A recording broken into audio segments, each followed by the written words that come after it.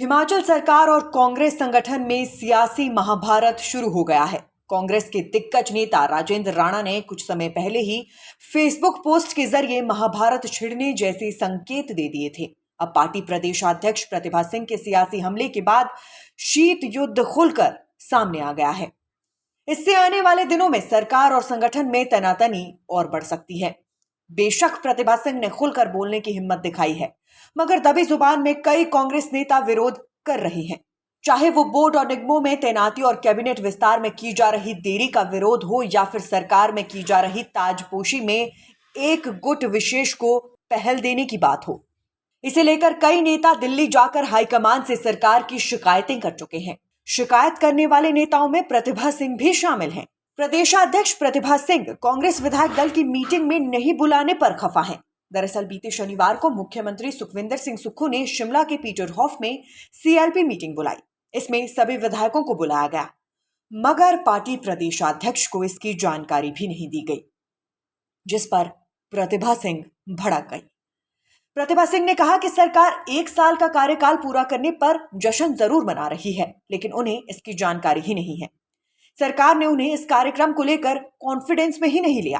उन्होंने कहा कि जो मुख्यमंत्री अक्सर कहते हैं कि वो संगठन से निकले हैं, उनके द्वारा संगठन को इस तरह से नजरअंदाज करना ठीक नहीं। कांग्रेस सीएलपी की मीटिंग में पार्टी के पूर्व प्रदेशाध्यक्ष कुलदीप राठौर शामिल होते रहे हैं, मगर 2 दिन पहले हुई सीएलपी की मीटिंग में प्रदेशाध्यक्ष को बुलाया नहीं गया। इसीलिए सरकार की मंशा पर सवाल उठने शुरू हो गए। यही सरकार और संगठन में तनातनी का एक बड़ा कारण बन रहा है। कांग्रेस के पूर्व प्रदेशाध्यक्ष कुलदीप राठौर ने पार्टी हाईकमान को पत्र लिखकर प्रदेशाध्यक्ष और प्रदेश प्रभारी को सीएलपी में बुलाने का आग्रह किया था। इस बीच हिमाचल सरकार 11 दिसंबर को 1 साल का कार्यकाल पूरा करने पर धर्मशाला में एक बड़ा कार्यक्रम भी करने जा रही है। इससे पहले ही सरकार और संगठन में तनातनी बढ़ती दिख रही है।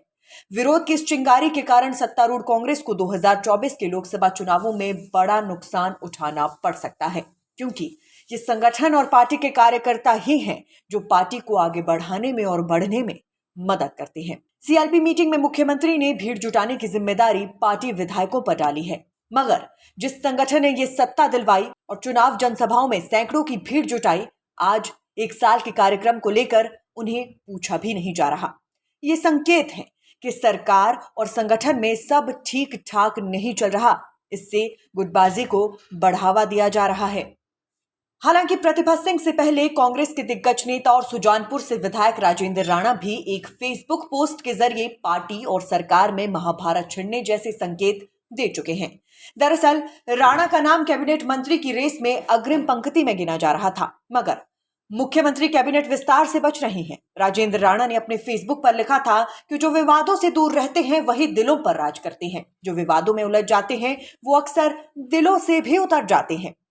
महाभारत का प्रसंग देखिए, पांडवों ने सिर्फ 5 गांव ही तो मांगे थे और दुर्योधन ने सुई की नोक के बराबर भी जमीन देने से इनकार कर दिया था। एक जिद ने महाभारत रच दी। तब इस पोस्ट के अलग अलग सियासी मायने निकले। इस पर धर्मशाला से विधायक सुधीर शर्मा भी कूद पड़े थे। उन्होंने लिखा कि तुलसी नर का क्या बड़ा, समय बड़ा बलवान है। मतलब हुआ कि तुलसीदास जी कहते हैं कि समय ही व्यक्ति को सर्वश्रेष्ठ और कमजोर बनाता है। दोनों ही विधायकों की पोस्ट से सब कुछ ठीक ना होने का संकेत साफ नजर आता था। और अब प्रतिभा सिंह के इस विरोध के बाद था की स्थिति है में बदल गई। इसके साथ साथ प्रदेश सरकार ने विधायकों को नगर निगम में वोटिंग राइट दिया। इसका भी कुछ कांग्रेस विधायकों ने विरोध किया। धर्मशाला से विधायक सुधीर शर्मा ने भी व्यक्तिगत राय देते हुए इस निर्णय को गलत बताया था। हालांकि ऐसा पहली बार नहीं कि संगठन और सरकार के बीच में तनातनी देखने को मिली हो।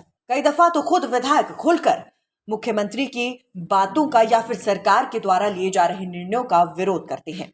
अब देखना यह है कि 1 साल के जश्न से पहले संगठन की यह नजरअंदाजगी 2024 के लिए क्या परिणाम लेकर आती है। Nation speaks bureau report.